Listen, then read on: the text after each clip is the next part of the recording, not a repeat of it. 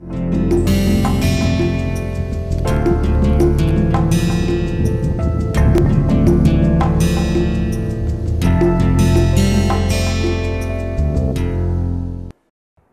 we begin a new module, capturing and restraining of wild animals. In this module, we will be having 7 lectures. The first one deals with preliminaries, which basically introduces us to what capturing and restraining means, what are the different kinds of restraints that we normally use on the animals, and what are the general points that we need to keep in mind whenever we are going out to capture or to restrain an animal. The second lecture would deal with mechanical capture. Now, mechanical capture is capturing by way of things like nooses. So, you can use a rope to capture an animal, or you can use a trap, or you can use a funnel, or you can use a net. So, we will look at one such method, pitfall method, in greater detail, and we would also consider how and which method to use in which situations. The third lecture would deal with chemical capturing. Now, chemical capturing is capturing by the use of drugs. So, basically we could go for a drug that is either inhaled by the animal, or is eaten or drunk by the animal, or is injected into the animal. So, we will look at different kinds of chemicals that are used, how we use the injectable forms, because those are the most common ways in which we use chemical capturing of animals. How do we use a blowpipe, how do we use a tranquilizing gun. Now, tranquilizing gun was an old term, these days we also call them as immobilizing guns. So, both these terms are used together, and we will also look at different precautions that need to be taken. After that, we will deal with capture myopathy. Now, capture myopathy is a condition because of which we lose a number of animals during our capturing and restraining procedures. So, essentially if you capture an animal and if it gets into a lot of stress, then it might lead to certain physiological changes in the body, which might even lead to the death of the animal. So, this is one thing that we need to keep in mind at all times whenever we are handling a wild animal. Next, we will deal with the care of immobilized animal. So, when you have immobilized an animal, say during using chemical capture, how do you take care of that animal? How do you ensure that this animal lives and you are able to resuscitate it back into normal conditions? Then we will deal in great details about the legal aspects of capture and restraint. So, essentially in our country, wild animals that are normally found in protected areas, so even entering into a protected area is regulated by a number of laws. Even if the animal has moved out of the protected area, it is protected by certain laws which prohibit normal individuals, normal citizens, or people who do not have adequate veterinary training to handle these animals. So, we will deal with these aspects and several others in the lecture on legal aspects of capture and restraint. And then in the final topic, we will have other topics in capture and restraint that will deal with things like human safety. So, if you are going out to perform a capture and restraint operation, there could be medical emergencies. So, for instance, if you have a dart that is filled with an immobilizing chemical and if you prick it into your skin, so now these darts have a very high concentration of the drugs. Even if you prick your skin, or even if that drug falls onto your skin and gets absorbed, that might have consequences. So, how do we deal with these situations? What are the kinds of precautions that we need to take? And other such aspects will be dealt with in the final lecture. So, let us now begin with preliminaries. So, we begin with what is a restraint. Now, restraint is a procedure involving capture and some degree of handling. So, essentially when we say that there is a fisherman that has gone into the seas and has used a net to capture certain fishes, do we call it a restraint? We will say no, because it involves capturing and certain degree of handling. So, certain degree of handling includes things like if you have a tiger that has wounded itself, say in a territorial fight. So, in that case you have decided that this tiger needs to be treated by giving veterinary care. So, now restraining would mean that you either immobilize this tiger physically or chemically. In most situations we go for a chemical immobilization in these days. So, basically you would shoot a dart on this animal, you would immobilize it. So, it has gotten these immobilizing chemicals and has now lost consciousness.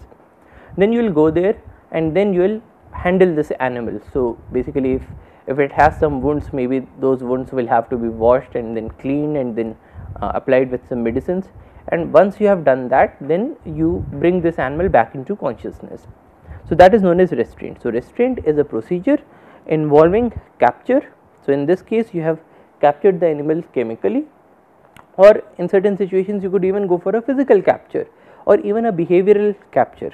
Now, behavioral capture is something that we regularly use in the case of our camp elephants.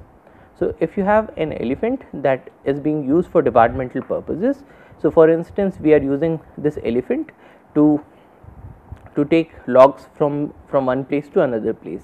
So, this is an animal that is a camp elephant, or else we are using this elephant to counter the human wildlife conflict situations. So, we need this elephant, and so we are keeping it in captivity, we have given it adequate amounts of training. Now, if this animal suffers from some disease, suppose it has a rot in its foot. So, now rot in a foot is an extremely painful situation, and essentially if there is a wild animal that is out there in the forest and is diseased, and if you try to approach it, even if you want to treat it, the animal might feel stressed, it might feel that you are coming to give it some harm, and it might come and attack you. Now, in the case of camp elephants, because we need to regularly handle them, so we give them certain sorts of behavioral trainings. So, what does that training mean? So, essentially if you have an elephant, you would have a mahout that is there with the elephant, and then this mahout will regularly try to touch the elephant, maybe with his bare hands, maybe with a stick, so that this elephant becomes desensitized to this sense of touching by a human being. So, essentially when every time this elephant is being touched, whenever it is given a feed, so this elephant will now associate this touching with something good. So, whenever this animal is being touched, then it is given food. So, it will think that whenever I am being touched, it is good for me because I am getting something out of it. Similarly, we could even give them certain treats, or maybe we could give them certain amounts of play or certain amounts of exercises, and all of those will be associated with this feeling of touching. So, once this animal is acclimatized to the sense of touching, once it has understood that this human being does not mean any harm to me, he only means a benefit to me. So, next time when this animal has an injury in its foot or a rot in its foot, and the mahout or the veterinarian comes there and then touches it and then cleans this wound, the elephant will not find it as a situation that is very odd for it, because it is already acclimatized, it already knows that these things happen and these things are not going to harm it. So, such kinds of restraints in which we are using certain amounts of training to the animal to restrain that animal, to keep it in one place and to enable us to handle that, also goes in the term of restraint. So, this restraint is a procedure involving capture and certain degree of or some degree of handling of the animal. So, essentially we have 4 different kinds of restraint. The first restraint goes by the name of physical restraint. Now, in the case of physical restraint, only physical force is used to capture and handle the animal. So, example, hand restraint done using the handler's bare hands, and some level of equipment can be used including gloves, ropes, poles, shields and nets. Now, when do we use a physical restraint? Now, for instance, if you have a dog in your home and suppose this dog needs to be given certain injections. So, you might just go there and hold it, and especially if it is a very small dog, say it is a puppy. So, in that case, and you want to handle it, you know that this animal cannot bite you, you know that it is easy to handle this animal if you hold it like this. So, you have held your animal and the veterinarian has come and has given some injection. This is a physical restraint. We normally use physical restraint in the case of a number of birds and in the case of a number of small animals. So, for instance, if there is a hare, or say if there is a pygmy hog. So, pygmy hog is an animal that we dealt with in the introductory 2-minute video. So, there we saw pygmy hogs that are there in the pygmy hog capture breeding facility, and these are small animals, these are like this big. So now if you want to handle this animal, if you want to say put a transmitter on this animal, or say if you want to give it some medicines or to give some injections, or maybe if you want to clean its wounds. So what people would do is just set up a trap in the form of a net trap. The animal comes and then it is captured in the net, and then people can just take it out and then handle it just by holding it in their bare hands or with gloves. So this is physical restraint. The second restraint is a mechanical restraint. So mechanical mechanisms such as squeeze box, drop floor chute, or hydraulically operated restraint chutes are deployed. So it also uses force, because the animal is not able to break apart from this equipment, but then in place of using just bare hands, we are now moving into mechanization. So that is known as a mechanical restraint. So things like traps. So basically you would have seen mouse traps in your homes. So a mouse trap generally kills the mouse, but then in the case of wild animals we could go for a non-lethal version of a mouse trap, or say a box trap. So there is a box and it has an entrance on one side, the animal gets inside and the entrance closes. So now this becomes a mechanical restraint, because we are using certain amount of mechanization or some machine to deploy this restraint. So this is mechanical restraint, and we will deal with it in greater detail in the next lecture. Next is chemical restraint. So in chemical restraint, drugs are used for immobilization or tranquilization of the animal. Now in this case, what do we mean by immobilization and what do we mean by tranquilization? So immobilization is a technique or a phenomenon in which we have given certain drugs to the animal and now the animal is not able to move. So essentially, for instance, if you have given it certain amount of anesthetic, so it has lost its consciousness and it is just lying there, that is immobilization. Or for instance, you have given it a very strong muscle paralytic, so even though it knows what is going on in the surroundings, but it is not able to move its muscles, that is immobilization. Tranquilization on the other hand means a certain drug that is given to the animal to calm itself. So for instance, if you are transporting an animal from point A to point B, you would give it certain amount of tranquilizers so that it is calm, it does not feel any amount of anxiety.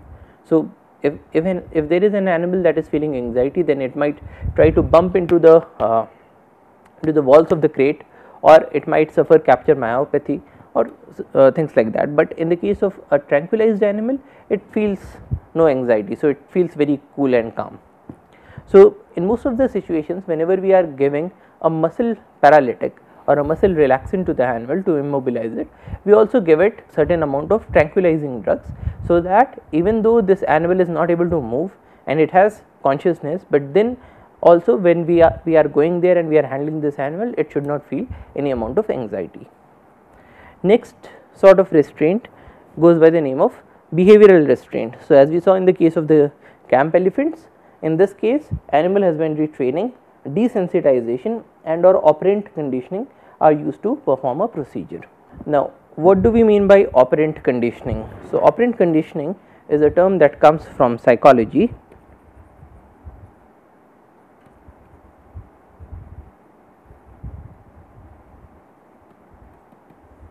Now operant conditioning is a type of learning in which the animal learns to associate certain actions or certain behaviors with certain rewards, which naturally are not related to each other. So for instance, you would have read about a very classic example that goes by the name of classical conditioning.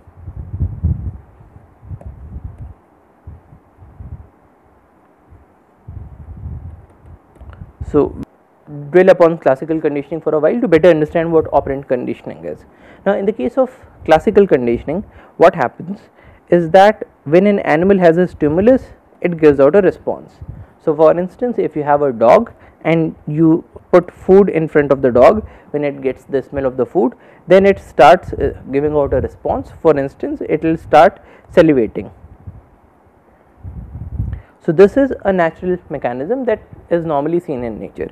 So any stimulus is associated with a response. Now what we do is that we combine this stimulus S with another stimulus S1. So for instance, ringing of a bell. So whenever we give this dog the food, we always ring the bell along with it.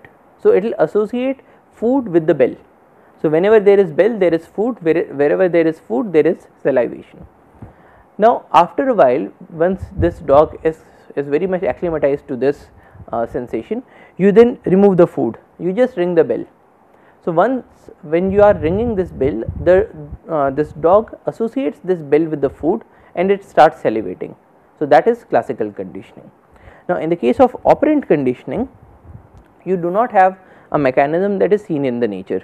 So, for instance, another classic example in this case is that you have a place on which, say, let us give it a colored space, and then there is a bird.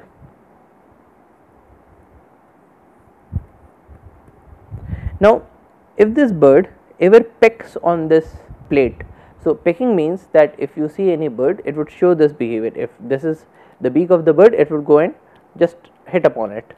So, now this is something that we normally see when birds are trying to dominate over other birds. So, basically in the birds hierarchy, there would be a bird that pecks on everybody and that would be the boss, and then there are some birds that are being pecked upon and they would be lower in the hierarchy. Now, pecking is something that is normally seen in the birds, but then pecking of this particular piece of metal is not seen in the birds. Now, what we do is that we take a box, we keep the bird inside, and whenever the bird pecks on this piece of metal, we would give it some food. Now, in the first instance, there would be a large sized plate and the bird would, say, accidentally peck upon it or even, say, touch it at some place. So, whenever the bird has touched this plate, we gave it food. Then later on, we try to reduce this large size plate into a smaller size plate, and then we are trying to mold the behavior of the animal or the bird in this case to ensure that any sort of touching does not help, only a pecking would help. So, essentially we would try to restrain the kinds of behaviors that the bird is doing. So, essentially in the first instance, there was a big plate, the bird touched it anywhere and you gave it the food. Later on, the plate size reduces, and when it reduces, then only when the bird is touching this smaller plate, it is given the food. Then later on, say, only when the bird is turning its head towards or it is touching not through its body but only through its head, then you give it the food. So, the animal learns by trial and error. Later on, only when the bird pecks on this plate, you would give it the food. So, the animal is learning again and again that certain behaviors are going to be associated with a reward, and then later on, when this animal has learnt that any time it is going to peck on this plate, it would get the food, then we would see that this bird is continuously or regularly pecking on this plate. Now, this is a behavior that is not seen in nature. Birds do not go randomly and peck on any metal plate, but then just because you have associated it with certain amount of reward, or it could even be a punishment in certain situations. So, a reward and punishment, that is now molding the behavior of the bird so that it gives you a certain behavior that you want, it goes by the name of operant conditioning. Now, coming back to the slides,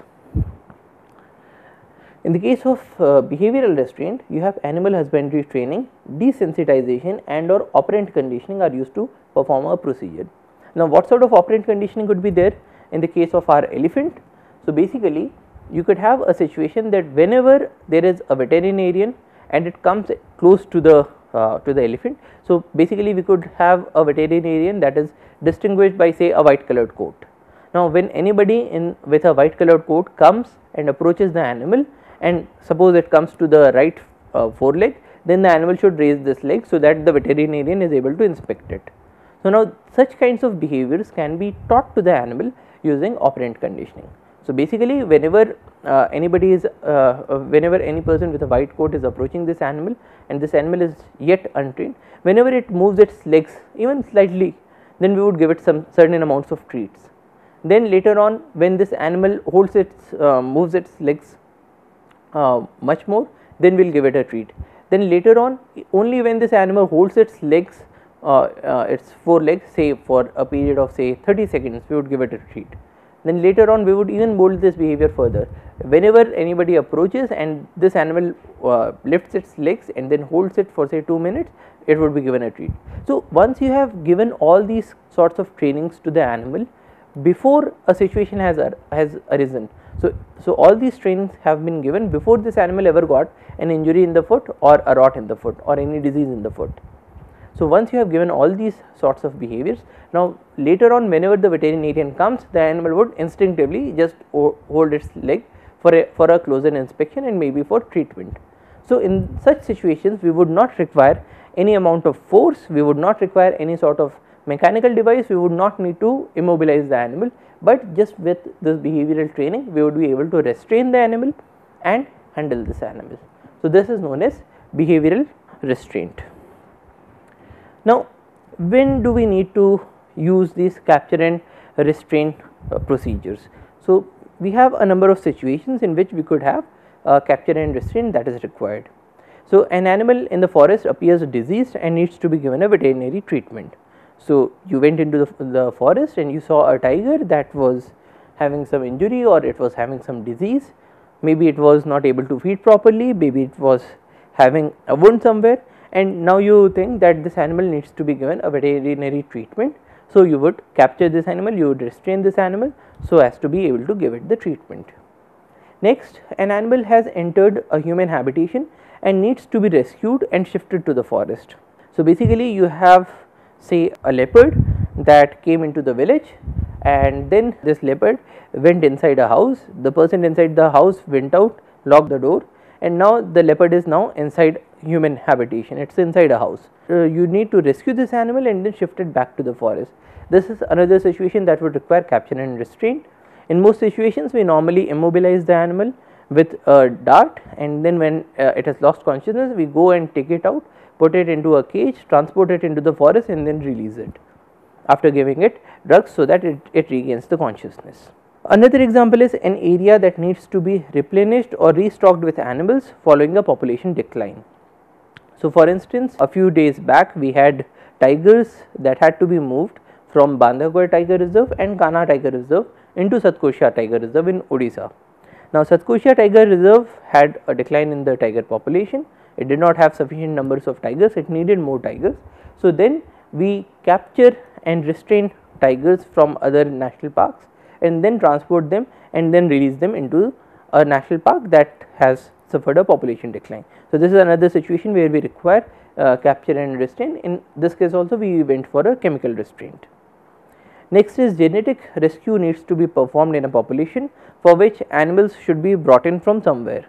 So, in this situation you have animals in your protected area, the number of animals is sufficient, but all these animals are now related to each other. So, basically you might be seeing situations of inbreeding or inbreeding depression. So, in this situation we would require genetic rescue that needs to be performed, and here also you would need to capture animals from somewhere else and then bring it to your population that needs to be rescued. Next is a rogue animal needs to be removed and put up for behavior modification.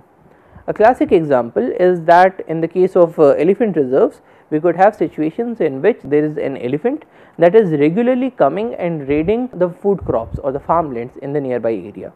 So, even though this animal has food inside the forest, but this animal is coming out and is doing raids on the food crops. So, in that case, to reduce the situations of conflict, now this animal would need to be removed and put up for behavior modification. So, in this case this animal would be taught that it should not come out of the forest. Other situation is when there is a research project that requires blood samples of animals for DNA profiling or disease monitoring. So, here also if you want a blood sample from an animal, it may be required to capture the animal, to restrain the animal to take out the sample, and also for disease monitoring. Next is an animal needs to be fitted with radio collar for radio telemetry activity. So, this is something that we observed in our second module. So, there was a tiger that had a radio collar fitted on it. Now, once you have an animal that has a radio collar fitted to its neck, then it is extremely easy to track that animal. But then how do you put your radio collar there in the first place? So, this is our classic question of who is going to bell the cat. So, here also you have a cat, a tiger that needs to be belled with a radio collar. So, in this case also we go for a chemical immobilization, and then when the animal has lost its consciousness, we put the collar and then we give it drugs so that it regains the consciousness.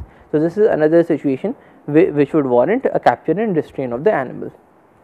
Next is captive elephants are needed by the department to be trained for rescue activities. So, in this case also we would go and capture certain elephants.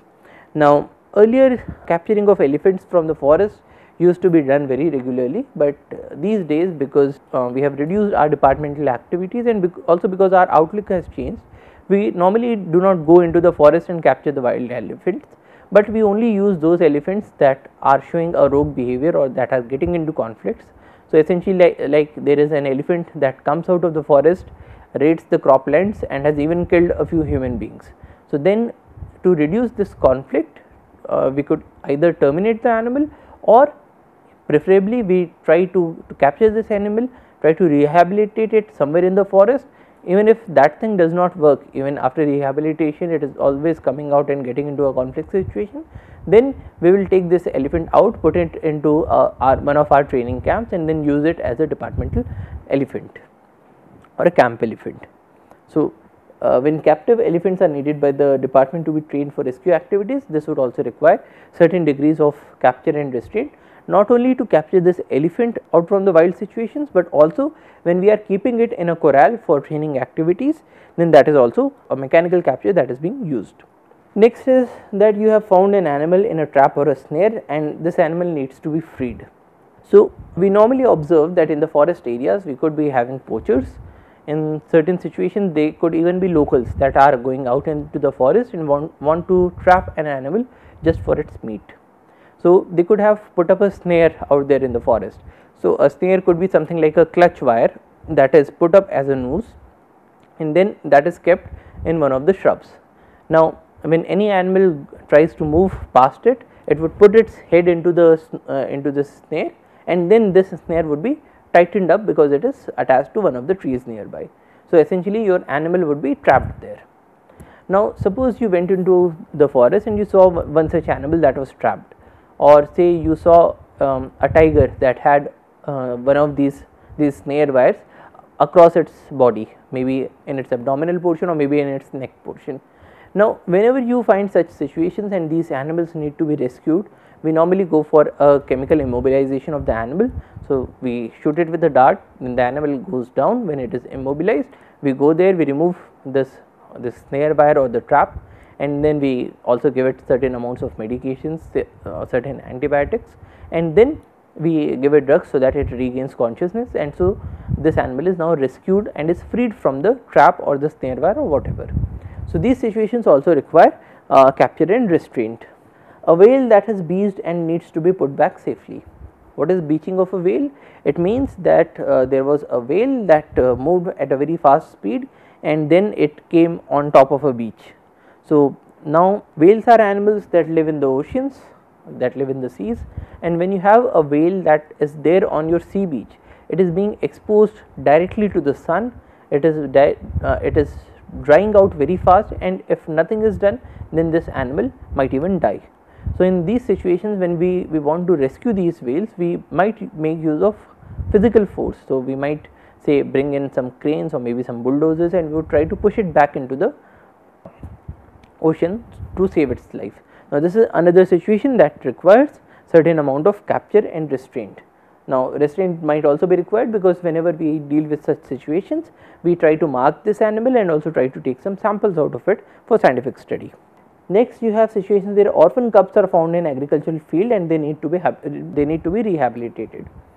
Now, what do we mean by orphan cubs? Now, we have observed that in a number of situations we would have tigers, lions and leopards that have their cubs out there in the agricultural fields. So, for instance, fields of sugar cane are generally preferred by these large cats. So, there was a mother that had its cubs out there in the agricultural fields.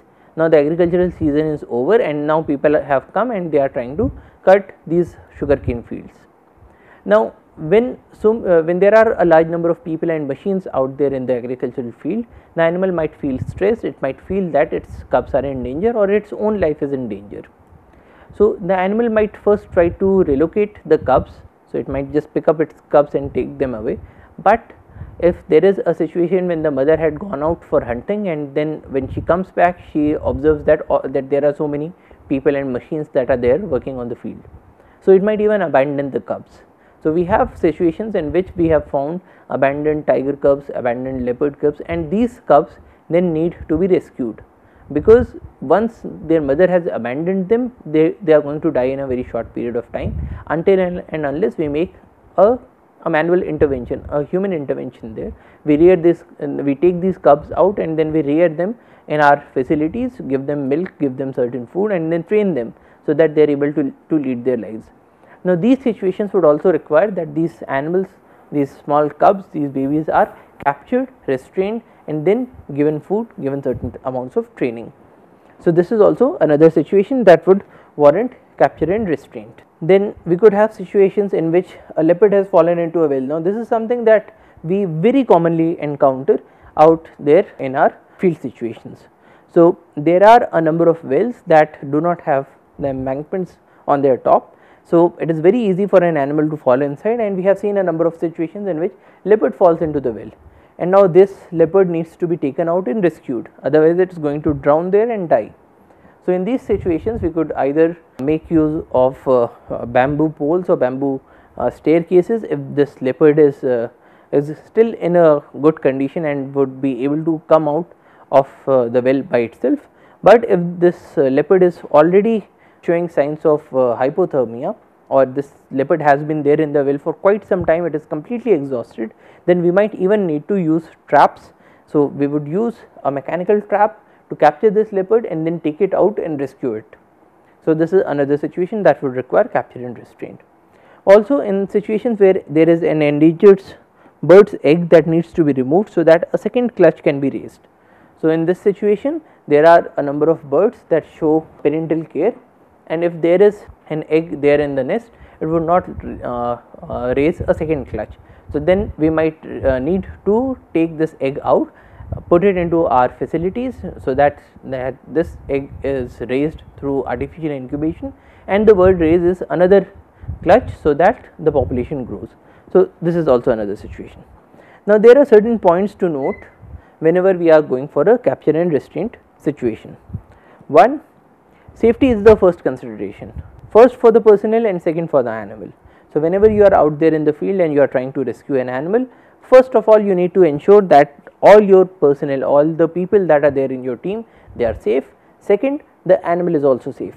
Both immediate and long term impacts need to be considered, and you also need to consider physical, psychological and social effects on the animal. So, essentially we say that the least amount of restraint that is applied to an animal is the best restraint, because whenever you are putting an animal into any sort of restraint situation, if you have put it into a box, then it might suffer certain amounts of stress, it might even get into some psychological problems. But if you give it the least amount of restraint so that you are able to perform your activity without putting this animal into unwanted amounts of pressure, then that is the best restraint that could be used. Second, reduce or remove unwanted stimuli. Light and sound cause stress to the animal, so use of blindfold or earplugs is recommended. So, essentially whenever you have trapped your animal, so for instance you went for a mechanical trapping of the animal. So, you set up a mechanical trap out there in the forest with certain amount of bait, and then the animal came and it got trapped. What is the first thing that you should do? The first thing is that you should cover this trap so that this animal is not able to see outside, because any amount of visual stimuli that this animal gets, it might get this feeling that it is being taken to some other area because we are relocating this animal. So, any such stimulus is going to give it stress. You should also try to reduce the amount of sound stimuli that are there. So, essentially we have observed that in a number of situations, whenever we are capturing an animal, we would find a huge mob that has come into the surroundings. Everybody tries to have a selfie with the tiger or a selfie with the leopard, and everybody is chatting there, making loud noises, laughing. Now, all these situations are giving quite a huge amount of stress to the animal, and all of these things need to be avoided. Next, proceed with confidence. A lack of comfort and confidence can be perceived by most animals and may increase their stress levels. Now, to give very similar example, when we were having horse riding training in our academy, we were told that whenever you are there on top of the horse, even if you do not know horse riding, you should hold the straps of the horse with quite a lot of confidence. So, the animal should not know that you are a novice in the field, that you do not know how to handle the horse, because if the animal understands that you are a novice, then it might even feel stressed. It might feel that this is one person who does not know anything and is handling me, so he might even give me certain harm. But then if you proceed with confidence, the animal also gets certain amount of calmness in itself, because it knows that you are somebody who knows what he is doing. So, you always need to proceed with confidence. Next, plan before proceeding. So, we normally say that failing to plan is planning to fail, and this also is extremely true in the case of capturing and restraining of animals. All the members in the team should know why an animal is being restrained, and issues and contingency plans need to be discussed beforehand. So, basically you cannot go out there in the field and you do not know what you are going to do with this animal. So, you say, for instance, you put up a foot trap for the animal. So, whenever this animal puts its foot into this trap, it gets caught. Now, you had, for instance, you had thought that this animal is going to put its forefoot, but then in certain situations you find that you went out there in the field and you found that the rear foot of the animal is out there in the foot trap. Now, this situation is something that you do not know beforehand, or maybe you did not foresee it before, you have not planned for it before. So, now if you do not work properly, you might even give the animal certain amounts of fractures. So, which is why you need to plan a lot before proceeding. Next, know the natural history of the species and the individual animal. Now, on feeling threatened, some animals run away while others attack. Now, this might be a species dependent behavior. This behavior may also be dictated by the physiological state of the animal.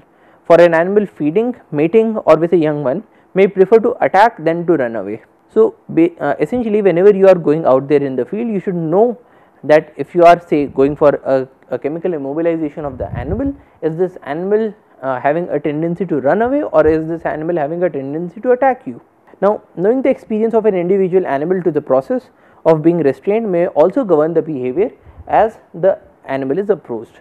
So, a classic example is that of our camp elephants. If you find an elephant out there in the forest, if there is a wild elephant, the common advice is never approach the animal, because elephants are extremely dangerous animals. They might even if they just try to hold you with their trunks, you might die, because they exert a huge amount of force through their body, because they are large sized animals.